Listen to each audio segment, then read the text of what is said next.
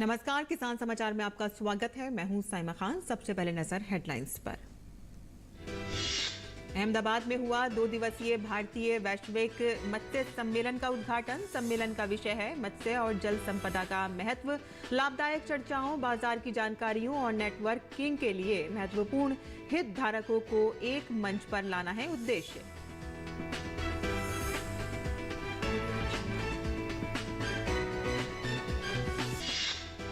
देश भर में चल रही विकसित भारत संकल्प यात्रा में बढ़ चढ़कर शामिल हो रहे हैं लोग। सरकारी योजनाओं का लाभ देश के हर कोने में 100% पहुंचाना है सरकार की इस व्यापक पहुंच वाली पहल का उद्देश्य।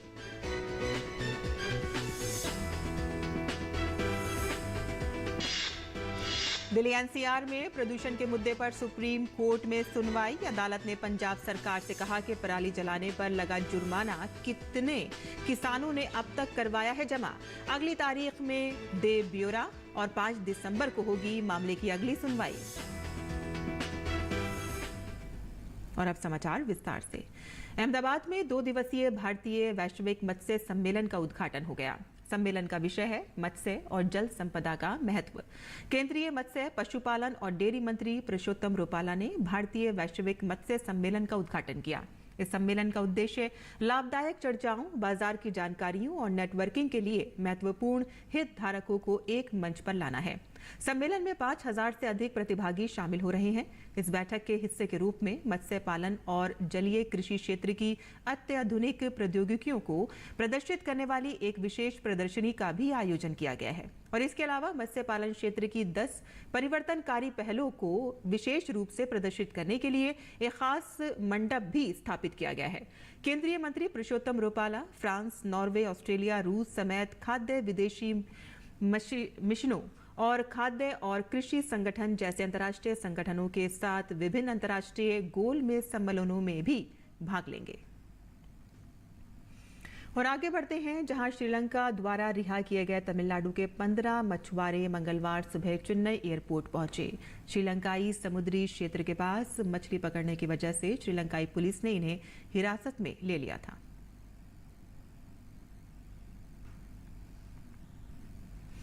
दिल्ली एनसीआर में प्रदूषण और पड़ोसी राज्यों में जलने वाली पराली को लेकर दायर याचिका पर आज सुप्रीम कोर्ट में सुनवाई हुई। सुनवाई के दौरान पंजाब सरकार ने अदालत को बताया कि पराली जलाने पर राज्य में लगभग 1000 एफआईआर दर्ज की गई हैं और 2 करोड़ से ज्यादा का जुर्माना लगाया गया है। और इस पर अदालत ने पंजाब सरकार से कहा है कि अगली सुनवाई में वो कोर्ट को बताएं कि कितने किसानों ने अब तक जुर्माना जमा करवाया है। जस्टिस कौल ने कहा कि क्या ये संभव है कि जो किसान अब भी पराली जला रहे हैं उनसे एमएसपी पर फसल न खरीदी जाए। उन्होंने कहा कि इस समस्या के समाधान के लिए सरकार को ऐसे कदम उठाने होंगे जिससे छोटे किसान पराली से भी कुछ आमदनी हासिल कर सके। अदालत ने कहा कि छोटे किसानों को पराली से निपटने के लिए जरूरी मशीनें राज्य सरकार मुहैया करा सकती है। अब इस मामले में अगली सुनवाई 5 दिसंबर को होगी। वहीं दिल्ली में प्रदूषण की समस्या लगातार बनी हुई है। केंद्रीय प्रदूषण नियंत्रण बोर्ड के मुताबिक दिल्ली में वायु गुणवत्ता बहुत खराब श्रेणी में बनी हुई है और कई स्थानों पर मंगलवार सुबह AQI 300 के पार दर्ज किया गया। दिल्ली समेत एनसीआर के सभी प्रमुख शहरों में हवा की गुणवत्ता बेहद खराब श्रेणी में है और सूचकांक 300 के पार बना हुआ है। और आने वाले दिनों में इससे कोई बड़ी राहत भी नहीं मिलने वाली है क्योंकि मौसम की परिस्थितियां प्रतिकूल बनी हुई हैं। दिल्ली के प्रगति मैदान में चल रहे 42वें भारत अंतर्राष्ट्रीय व्यापार मेले में हर दिन काफी संख्या में दर्शक पहुंच रहे हैं और इनमें से ज्यादातर दर्शक प्रधानमंत्री नरेंद्र मोदी की तस्वीर के साथ सेल्फी लेकर काफी उत्साहित नजर आ रहे हैं। मेले में मिलेट के भी बहुत से उत्पाद देखे जा सकते हैं, जहां काफी संख्या में स्टार्टअप भी अपने उत्पादों को प्रदर्शित कर रहे हैं। और इतना ही नहीं, मेले में हर दिन सांस्कृतिक कार्यक्रमों की भी धूम है। और कैसी धूम है मेले में, इसका जायजा लिया हमारे संवाददाता ग्रीश निशाना ने। अंतर्राष्ट्रीय व्यापार मेले में रोजाना काफ़ी संख्या में दर्शक पहुंच रहे हैं। जो मेले में दर्शक पहुंच रहे हैं वो जमकर सेल्फी भी ले रहे हैं और सबसे ज़्यादा सेल्फी ली जा रही है प्रधानमंत्री नरेंद्र मोदी के कटआउट के साथ।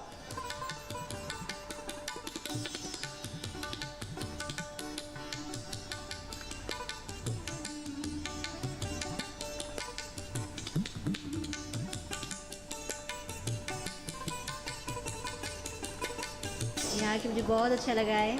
और मोदी जी के साथ में मैंने फ़ोटो भी यहाँ पे सेल्फी क्लिक की है अपनी। और ज़्यादा मैं कुछ क्या कहूँ इनके लिए, बहुत अच्छे हैं हमारे मोदी जी। ये बार बार चाहूँगी हमारे मोदी जी आगे तक भी, अभी भी हमारे मोदी जी आए आगे। कर्नाटका से आया हूँ, कराटे चैंपियनशिप के लिए आया था और इधर G20 समिट जो हुआ था ना, इसीलिए इधर प्रगति मंदिर को आया आज देखने के लिए और बहुत खुश हुआ मुझे। मोदी जी मेरा इंस्पिरेशन की तरह है, वो उसका थिंकिंग ही तो कंप्लीट डिफरेंट है, वो फ्यूचर के लिए देखते हैं और हमारा भारत तो बहुत ब्राइट होगा इनके गाइडेंस में। मेले में इस बार काफ़ी उत्पाद मिलेट्स के भी देखे जा सकते हैं। यहाँ पे बहुत सारे लोग विजिट कर रहे हैं इस मेले के अंदर, इंटरनेशनल ट्रेड फेयर के अंदर। और यहाँ पे बहुत ज़्यादा B2B और B2C के कस्टमर्स आ रहे हैं जो जुड़ रहे हैं हमारे साथ, और हम उन्हें सभी चीज़ों को गाइड कर रहे हैं। अभी जैसे मोदी जी का सपना था, जैसे मोदी जी ने दिशा दिखाई हमें मिलेट्स के लिए, तो यहाँ मिलेट्स की डिमांड बहुत बढ़ती जा रही है। और मोदी जी ने जैसे वर्ड्स यूज़ किए हैं मिलेट्स के लिए, इससे युवा शक्ति और मजबूत हो रही है और युवा शक्ति को नई शक्ति, नई दिशा मिल रही है। और हम इसको हर शॉप पर, हर जगह प्रेजेंट करने की कोशिश कर रहे हैं और पहुंचाने की कोशिश कर रहे हैं। मेले में एक से बढ़कर एक उत्पाद देखे जा सकते हैं। काफ़ी संख्या में स्टार्टअप भी यहाँ आए हुए हैं। सोचे कि अपना क्या बिजनेस किया जाए, स्टार्टअप को लेकर जो ये किए, और साड़ी की तरफ हम किए क्योंकि ट्रैवल साड़ी उस टाइम मार्केट में था नहीं ऑलमोस्ट, और उस चीज़ को हमने पकड़ा और उस ट्रैवल साड़ी में जितना है अपना हाथ का पेंटिंग किए, उसमें अपना टेक्सचर दिए, डिज़ाइन दिए। और वो साड़ी अलग अलग थी कि जैसे हमारा समाज में होता क्या है ट्राइबल कल्चर में, जैसे अनमेरिड कपल है वो अलग पहनते हैं, जो मैरिड हैं वो अलग पहनते हैं साड़ी के टाइम, फिर वो अलग पहनते हैं। तो अलग अलग तरह की साड़ी है, अलग अलग तरीके से डिस्प्ले लगा है।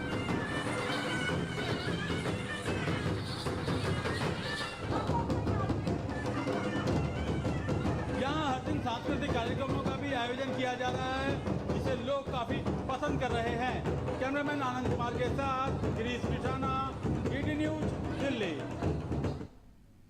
और अब बात करते हैं विकसित भारत संकल्प यात्रा की।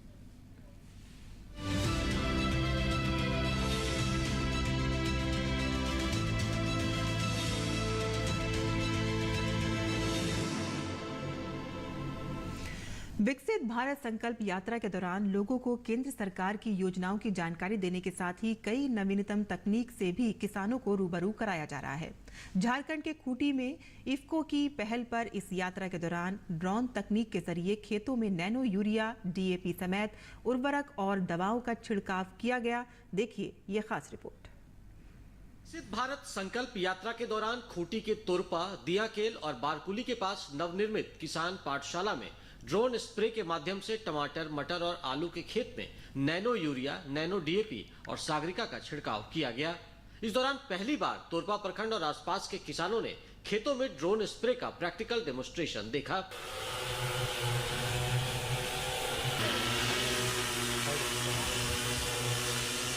विकसित भारत संकल्प यात्रा के दौरान जगह जगह केंद्र सरकार की योजनाओं की जानकारी देने के साथ ही कैंप के माध्यम से लाभुकों को जोड़ा भी जा रहा है। उसी कड़ी में इफ्को की ओर से इस यात्रा के दौरान किसानों को नवीनतम तकनीक की जानकारी भी दी जा रही है। इफ्को के प्रबंधक चंदन कुमार ने बताया कि इस तकनीक के कई फायदे हैं और कम उर्वरक के इस्तेमाल के बावजूद पैदावार अधिक होती है। के बीच में अवेयरनेस जितना आएगा ना, उतनी ज्यादा अच्छी तकनीकी जाएगी किसानों के बीच में, खर्च कम लगेगा और किसान खुद ब खुद अपना खेत को और अच्छा से कर सकेंगे। जो आज कहते हैं ना कि लाभ नहीं मिल रहा है, ये हो रहा है, दिक्कत हो रही है, रोग बहुत ज्यादा हो जा रहा है, पौधा हमारा उत्पादन नहीं दे रहा है, तो इस सारी समस्याओं का ये पैनेसिया है, उसको दूर कर देगा। उन्होंने यह भी बताया कि नैनो यूरिया प्रधानमंत्री के विकसित भारत का सपना है। ड्रोन से छिड़काव करने से पौधे के पत्तों के ऊपरी और निचले हिस्से दोनों में स्प्रे होता है। इससे पौधों को ज्यादा मात्रा में विटामिन, मिनरल्स मिलते हैं और पौधे की ग्रोथ परंपरागत खेती की तुलना में बेहतर होती है। मैनुअल में क्या होता है कि जो हम खाना दे रहे हैं उसमें पानी की आवश्यकता ज्यादा पड़ेगी, टाइम ज्यादा लगेगा, और ये जो हमारा ये डोज है, डोज तो लगभग सेम रहेगा, तो समय ज्यादा लगेगा, पानी ज्यादा लगेगा, और जो स्प्रे होगा वो पत्तियों के ऊपरी भाग में केवल होगा, अपर लिप में। जबकि ड्रोन के द्वारा हम करेंगे, समय कम लगेगा, पानी कम लगेगा, और ये पूरा पत्तियों के दोनों साइड में होगा, तो पत्ती इससे अधिक मात्रा में अवशोषित करेगी, जिससे कि कार्य प्रणाली तेजी से बढ़ेगा, और जब बढ़ेगा तो ग्रोथ पौधों का ज्यादा होगा। इस स्थिति में पौधे सही समय पे फल फूल देंगे। यात्रा के दौरान तकनीकी समन्वयक रोशन कुमार ने बताया कि नैनो यूरिया के इस्तेमाल से लंबे समय तक फसलों को सुरक्षित रखा जा सकता है। यहाँ तक कि आलू जैसी फसल को भी बगैर कोल्ड स्टोरेज के ही लंबी अवधि तक रखा जा सकता है। खेत में जाने की जरूरत नहीं है आपको, आलू के खेत में, तो आपकी उपज अपने आप 10% बढ़ जाएगी। और आपने अगर नैनो यूरिया और नैनो डीएपी इस्तेमाल किया तो 10% और ले लीजिए। तो 20 से 25% आपको उपज में वृद्धि हुई, खाद की कीमत में कम लगा और आपको ये मिट्टी की उर्वरकता बची और साथ में समय भी कम। केंद्र सरकार कृषि विकास और किसान कल्याण को लेकर सतत प्रयत्नशील है तथा कृषकों को उन्नत तकनीक से लगातार जोड़ा भी जा रहा है। इसकी झलक विकसित भारत संकल्प यात्रा के दौरान भी खूंटी में दिखी। इस दौरान ड्रोन तकनीक से सभी किसान प्रभावित भी दिखे और इसके इस्तेमाल में रुचि भी दिखाई। खूंटी से ज्योत्सना के साथ मैं दिवाकर कुमार। और जनजातीय गौरव दिवस के अवसर पर शुरू हुई विकसित भारत संकल्प यात्रा उत्तर प्रदेश के विभिन्न जिलों में जारी है। केंद्रीय मंत्री अनुप्रिया पटेल सोनभद्र में यात्रा में शामिल हुई। वहीं कन्नौज जिले के मोचीपुर गांव में विकसित भारत यात्रा के अंतर्गत आयोजित कार्यक्रम में स्टॉल लगाकर ग्रामीणों को सरकार की जन कल्याणकारी योजनाओं की जानकारी दी गई। केंद्र सरकार की विकसित भारत संकल्प यात्रा देश के अलग अलग हिस्सों में पहुंच रही है। जनजातीय गौरव दिवस के अवसर पर शुरू हुई विकसित भारत संकल्प यात्रा सोनभद्र जिले के जुंगेल गांव में पहुंची। बतौर मुख्य अतिथि केंद्रीय मंत्री अनुप्रिया पटेल ने कहा है कि बिना जन भागीदारी के हम किसी भी लोक कल्याणकारी योजनाओं का क्रियान्वयन नहीं करा सकते। ऐसे में प्रधानमंत्री जी का संकल्प है कि जब हम अपनी आजादी के 100 वर्ष मनाएंगे तब हमारा देश एक विकसित भारत के रूप में खड़ा होगा। यात्रा के माध्यम से इस जनजाति बाहुल्य जनपद में हमारा उद्देश्य है कि सरकारी जितनी भी योजनाएं संचालित हैं उनका लास्ट माइल सैचुरेशन हम प्राप्त करें। इसके लिए आईईसी वैन के माध्यम से तमाम योजनाओं के विषय में आम जनमानस जो यहाँ पर उपस्थित है उन्हें योजनाओं की विस्तृत जानकारी दी जा रही है। जो भी हमारे पात्र लाभार्थी अभी तक योजनाओं का लाभ नहीं ले पाए हैं वो उसकी जानकारी प्राप्त करके यहाँ प्रशासनिक तंत्र पूरा उनके सहयोग के लिए तत्पर है। उसके माध्यम से उस योजनाओं से लाभान्वित हो और किसी भी योजना का जो 100% उसके सैचुरेशन का लक्ष्य है उसको हम प्राप्त करें। कार्यक्रम में विभिन्न विभागों द्वारा लोक कल्याणकारी योजनाओं से जुड़े स्टॉलों के माध्यम से लोगों को जानकारी दी गई तथा विभिन्न योजनाओं के लाभार्थियों के मुख्य अतिथि द्वारा हित पत्र भी प्रदान किया गया। जब आजीविका में हम जुड़े तो हमें सबसे पहले हमारा नाम मिल गया कि लोग हमको पूनम दीदी, पूनम देवी के नाम से जानने लगे। 35 दीदी मिल करके हम लोगों को प्रशिक्षण, सिलाई का प्रशिक्षण, अगरबत्ती बनाने का, मसाला पैकिंग करने का, जगह जगह सभी लोग हैं अलग अलग 35-35 का ग्रुप बना करके हम लोग काम करते हैं। तो धन्यवाद देना चाहेंगे माननीय मुख्यमंत्री जी को, माननीय प्रधानमंत्री जी को। मेरे को कच्चा रूम था तो उसके लिए हमको आवास मिला और आवास के मिलते हुए हमको बहुत चीज़ का लाभ मिला। शौचालय मिला, सूर्य भी मिल गया बिजली के न रहने पे और उसी में हम प्रकाश में रहते हैं और गैस सिलेंडर भी मिल गया और मेरा राशन कार्ड भी था उससे भी हमको फ़ायदा मिल रहा है बहुत और उसके साथ साथ हमारे पूरे परिवार सुकून से हैं। वहीं कन्नौज जिले के मोचीपुर गांव में विकसित भारत यात्रा के अंतर्गत एक कार्यक्रम का आयोजन किया गया जिसमें सभी विभागों ने स्टॉल लगाकर ग्रामीण जनता को सरकार की जन कल्याणकारी योजनाओं की जानकारी दी गई। साथ ही योजनाओं से वंचित रह गए पात्रों का रजिस्ट्रेशन किया गया। कार्यक्रम की शुरुआत स्कूली बच्चों द्वारा सांस्कृतिक कार्यक्रम प्रस्तुत कर की गई। विकसित भारत यात्रा संकल्प कार्यक्रम के अंतर्गत प्रत्येक विकास खंड में एक दिन में 2 ग्राम पंचायतों का चयन किया गया है। विकास खंड सदर कन्नौज में मोचीपुर ग्राम पंचायत का चयन किया गया था। इसमें सबसे पहले प्रातः विद्यालय के बच्चों द्वारा प्रभात फेरी निकाली गई जिसमें गांव में विकसित भारत संबंधी नारे लगाए गए। इसके बाद हम लोगों ने पूरे गांव का भ्रमण करते हुए फिर यहाँ पर कार्यक्रम का आयोजन किया गया जिसमें सभी विभागों ने अपने काउंटर लगाए।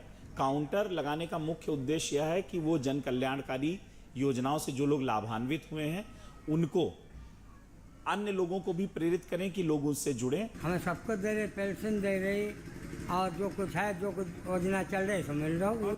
विकसित भारत यात्रा कार्यक्रम का मुख्य उद्देश्य सरकार की जन कल्याणकारी योजनाओं का लाभ पात्र लोगों तक पहुंचाना और योजनाओं की जानकारी देना। जो पात्र योजनाओं का लाभ लेने से वंचित हैं, उन पात्र लोगों का रजिस्ट्रेशन कर उनको योजनाओं का लाभ दिलवाना है। Bureau report, DD news. और किसान समाचार में अब बात करते हैं मंडी भाव की और आइए देखते हैं कि क्या रहा देश भर की मंडियों का भाव।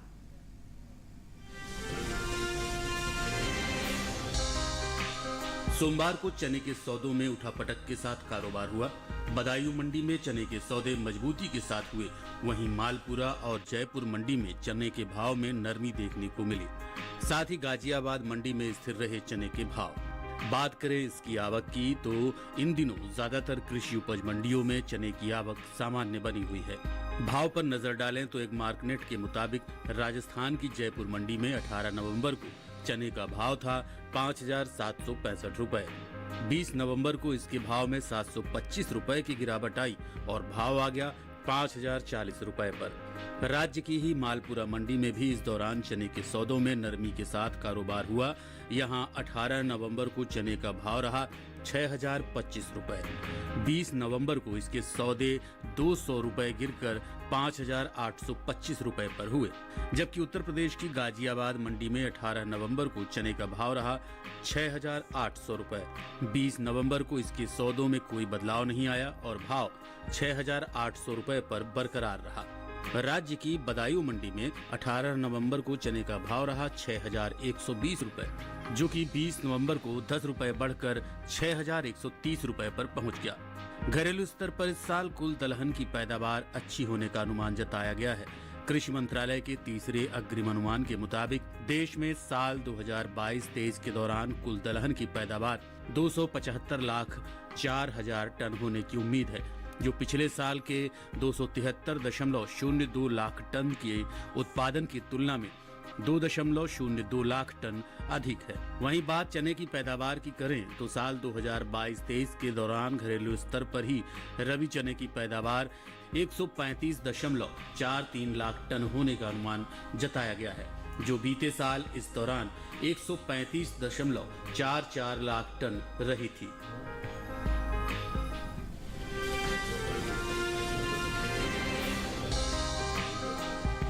कृषि उपज मंडियों में मूंगफली की आवक सामान्य बनी हुई है। भाव की बात करें तो सोमवार को ज्यादातर कृषि उपज मंडियों में मूंगफली के सौदों में उठापटक के साथ कारोबार हुआ, जबकि कुछ मंडियों में इस दौरान मूंगफली के भाव में कोई फेरबदल देखने को नहीं मिला। एक मार्कनेट के मुताबिक गुजरात की धोराजी मंडी में 18 नवंबर को मूंगफली का भाव रहा 6,455 रुपए। 20 दिसंबर को इसके भाव में 55 रुपए की गिरावट आई और भाव 6,405 रुपए पर आ गया। राज्य की ही राजकोट मंडी में इस दौरान मूंगफली के सौदों में मजबूती के साथ कारोबार हुआ। यहां 18 नवंबर को मूंगफली का भाव था 6,205 रुपए। 20 नवंबर को इसके सौदे 170 रुपए उछलकर 6,375 रुपए पर हुए। राजस्थान की जयपुर मंडी में 18 नवंबर को मूंगफली का भाव रहा 5,450 रुपए। 20 नवंबर को इसके सौदे 1,800 रुपए की भारी गिरावट के बाद 3,650 रुपए पर हुए। उत्तर प्रदेश की गाजियाबाद मंडी में मूंगफली के भाव की बात करें तो यहां 18 नवंबर को मूंगफली का भाव था 6,800 रुपए। 20 नवंबर को इसके भाव में कोई बदलाव नहीं आया और भाव 6,800 रुपए पर टिका रहा। वहीं राज्य की महोबा मंडी में 20 नवंबर को मूंगफली का भाव 180 रुपए की मजबूती के साथ 6,200 रुपए से 6,380 रुपए पर पहुंच गया। वहीं बात मूंगफली की पैदावार की करें तो घरेलू स्तर पर इस साल मूंगफली की पैदावार में बढ़त देखने को मिल सकती है। कृषि मंत्रालय के तीसरे अग्रिम अनुमान के मुताबिक साल 2022-23 के दौरान मूंगफली की उपज 102.82 लाख टन होने का अनुमान जताया गया है, जबकि बीते साल की समान अवधि के दौरान मूंगफली की पैदावार 101.35 लाख टन रही थी। मूंगफली की उपज में हुई बढ़त का असर कृषि उपज मंडियों में इसके बाजार भाव पर देखने को मिल सकता है।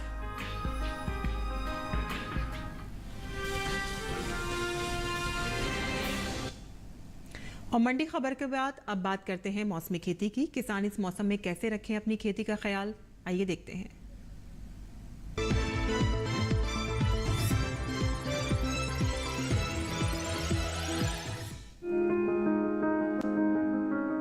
अरुणाचल प्रदेश में मूंग की कटाई करें, वहीं सरसों की बुआई कर सकते हैं। साथ ही सरसों के खेत में सिंचाई करते रहें। सरसों के खेत में निराई करें। किसान फूल गोभी की रोपाई कर लें। अरुणाचल के किसान आलू की बुआई करें। अभी मटर की भी बुआई करते रहें। मटर के खेत में नमी बनाए रखें। वहां संतरे के बागों में सिंचाई कर लें। इसके अलावा धान की कटाई करते रहें। धान के खेत में जरूरी उर्वरक डालें। यहाँ ब्रोकली की रोपाई कर सकते हैं। इसके साथ ही टमाटर की भी रोपाई कर लें। अरुणाचल प्रदेश में सोयाबीन की कटाई करें। किसान पत्ता गोभी की रोपाई कर लें। असम में धान की बुआई करें। किसान आलू की रोपाई करते रहें। आलू के खेत में सिंचाई कर लें। इस समय मक्के के खेत में गुड़ाई करते रहें। मक्के के खेत से खरपतवार निकालें। यहाँ के किसान गाजर की बुआई करें। वहीं फूल गोभी के खेत में निराई कर सकते हैं। असम में बैगन की रोपाई कर लें। साथ ही ब्रोकली की बुआई करें। यहाँ टमाटर की बुआई भी करते रहें। अभी तिल की बुआई के लिए समय उचित है। तिल के खेत में निराई कर सकते हैं। इसके अलावा लोबिया भी बोएं। लोबिया के खेत में निराई करें। असम में गेहूं की बुआई के लिए खेत तैयार करें। किसान मटर की बुआई करते रहें।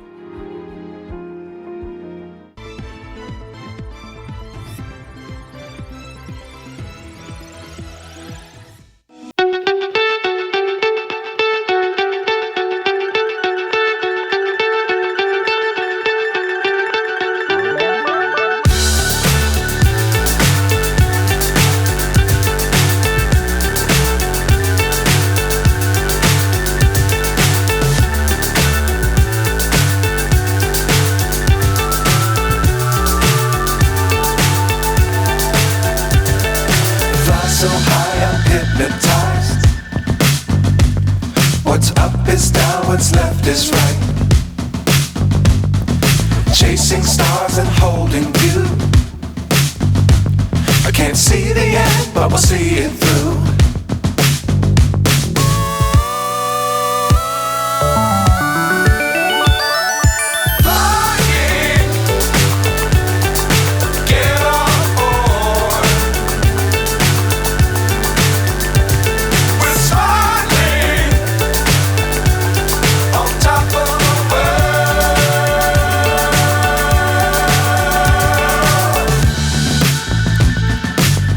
Times don't fly too high. Be sure to keep the ground in sight. Fly forever if you keep it tight. Love the world but keep the sky on your mind.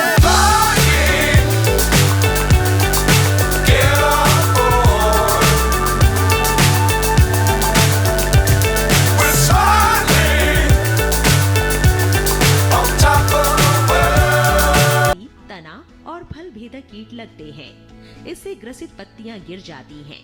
रोकथाम के लिए विशेषज्ञों की सलाह पर उचित दवाओं का छिड़काव करें।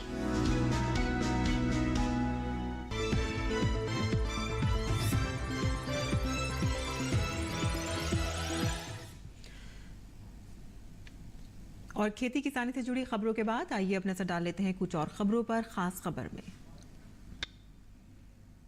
स्वच्छ भारत अभियान के प्रति अपनी प्रतिबद्धता के लिए जाने जाने वाले प्रधानमंत्री नरेंद्र मोदी ने एक बार फिर इस उद्देश्य के प्रति अपना समर्पण प्रदर्शित किया है।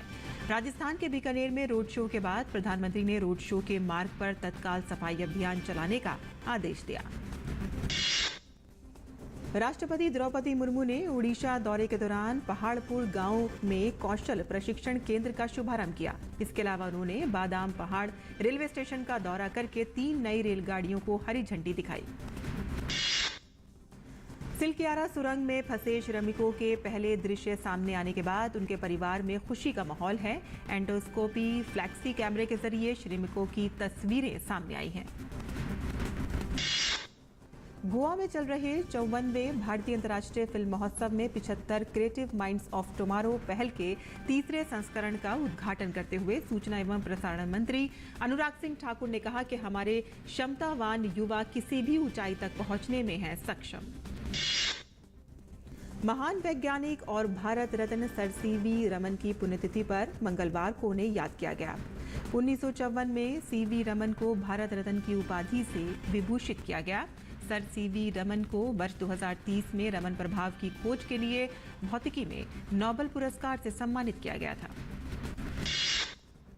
25 तारीख को होने वाले राजस्थान विधानसभा चुनाव के लिए सत्तारूढ़ दल कांग्रेस ने अपना घोषणा पत्र जारी कर दिया है। कांग्रेस के राष्ट्रीय अध्यक्ष मल्लिकार्जुन खड़गे की मौजूदगी में कांग्रेस ने घोषणा पत्र जारी किया। मुंबई में प्रदूषण की स्थिति पर मुख्यमंत्री एकनाथ शिंदे ने मद्देनजर बीएमसी के द्वारा उठाए गए कदमों का जायजा लिया। मुंबई में वायु गुणवत्ता की गंभीरता को देखते हुए हवा साफ करने के कई उपाय किए जा रहे हैं। मथुरा में बांके बिहारी मंदिर कॉरिडोर के निर्माण की एक और अड़चन दूर हो गई है। श्रद्धालुओं की सुविधा के लिए कॉरिडोर बनाने की यूपी सरकार की योजना को इलाहाबाद हाई कोर्ट ने मंजूरी दे दी है। तो किसान समाचार में आज के लिए बस इतना ही। अनुमति दें। नमस्कार।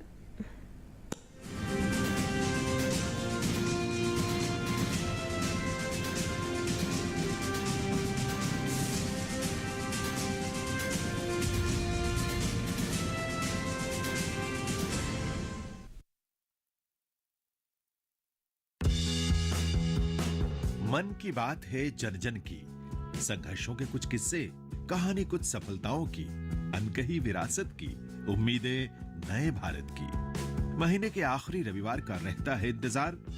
ब्रह्मपुत्र के घाट से हिमालय के विस्तार तक होती है मन की बात, प्रधानमंत्री के